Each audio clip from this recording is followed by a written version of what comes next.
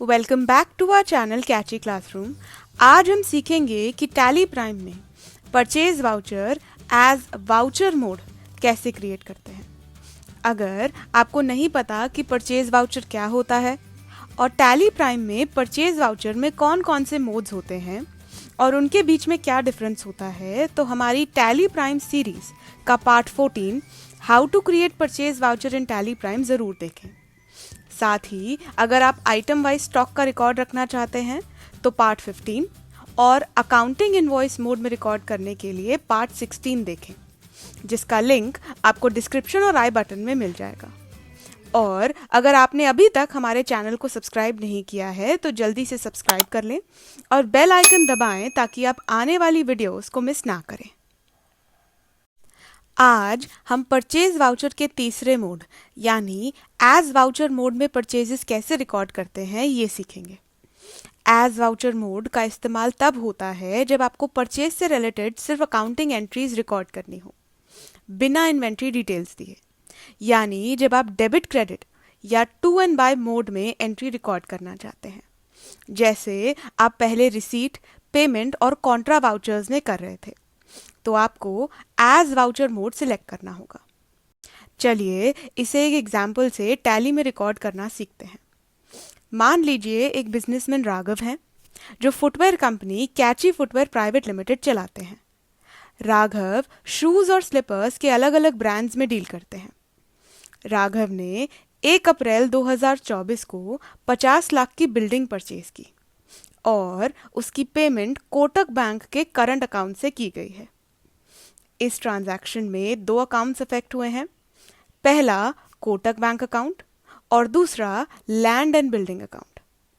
चलिए सबसे पहले ये देख लेते हैं कि कौन सा अकाउंट डेबिट करेंगे और कौन सा अकाउंट क्रेडिट करेंगे।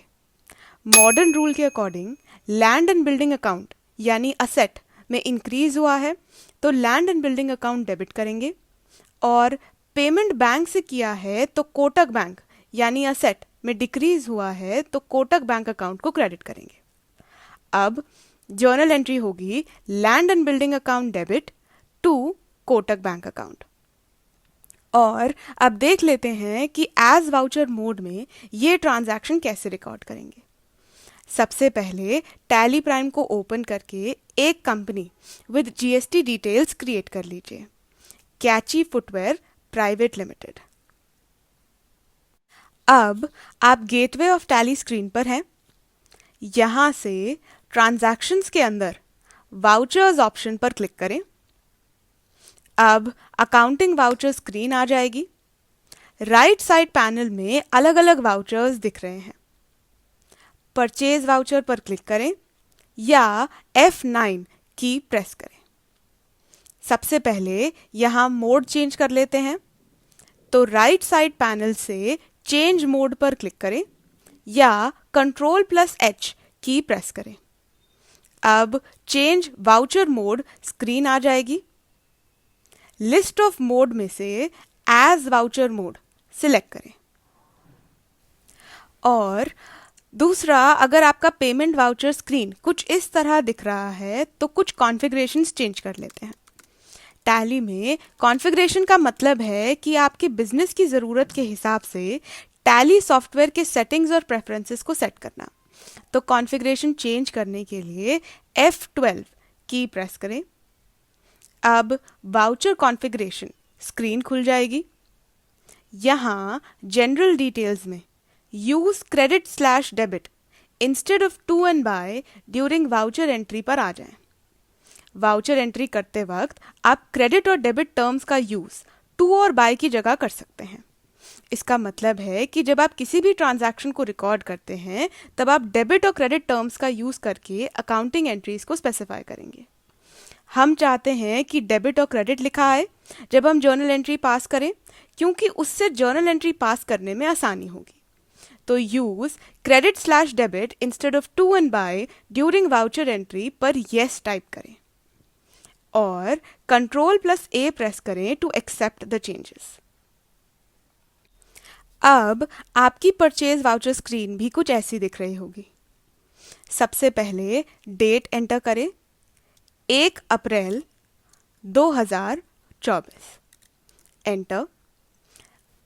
फिर इनवॉइस की डेट 1 अप्रैल 2024, एंटर।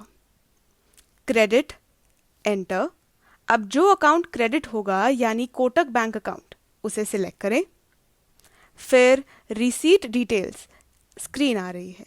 अगर रिसीट से रिलेटेड कोई इन्फॉर्मेशन है तो उसे एंटर करें, वरना एंटर प्रेस करके स्क्रीन को एक्सेप्ट करें और 50 लाख अमाउंट क्रेडिट में लिखें। एंटर प्रेस करें। अब बैंक एलोकेशन स्क्रीन खुल जाएगी। हमने पेमेंट ई फंड ट्रांसफर के थ्रू की है, तो चेक पर स्पेस की प्रेस करें। ट्रांजैक्शन टाइप में ई फंड ट्रांसफर ऑप्शन पर क्लिक करें। अमाउंट 50 लाख आ रहा है, एंटर। अकाउंट नंबर में जिस अकाउंट से पेमेंट की है वो एंटर करें। फिर IFSC कोड एंटर करें। आगे बैंक नेम में कोटक बैंक लिखें। इसके लिए स्पेस की प्रेस करें। स्पेसिफाई बैंक नेम सिलेक्ट करें। बैंक नेम में कोटक बैंक लिखें, एंटर। और इंस्ट्रूमेंट डेट में 1 अप्रैल 2024 ही आ रहा है, एंटर करें और आप फिर से परचेज वाउचर स्क्रीन पर आ जाएंगे। Debit, enter. लेकिन अभी लैंड एंड बिल्डिंग अकाउंट का लेजर क्रिएट नहीं किया है। चलिए अब यहीं से लेजर क्रिएट कर लेते हैं। तो सबसे पहले स्पेस की प्रेस करें। लिस्ट ऑफ लेजर्स अकाउंट पे अप एरो की प्रेस करें और क्रिएट ऑप्शन पर क्लिक करें। अब लेजर क्रिएशन सेकेंडरी स्क्रीन खुल जाएगी। Land and building account create करें, तो नेम में land and building account type करें, एंटर। अंडर में फिक्स्ड एसेट और Ctrl+A प्रेस करके स्क्रीन को एक्सेप्ट करें। फिर अमाउंट 50 लाख लिखा आ रहा है। अब नरेशन में लैंड एंड बिल्डिंग परचेज लिखें, एंटर। और एक्सेप्ट में येस पर क्लिक करें और परचेज वाउचर क्रिएट हो जाएगा। अगर आपको वीडियो पसंद आया तो लाइक करें, शेयर करें और हमारे चैनल कैची क्लासरूम को सब्सक्राइब करें। और अगर कोई डाउट हो तो कमेंट करें। Thank you.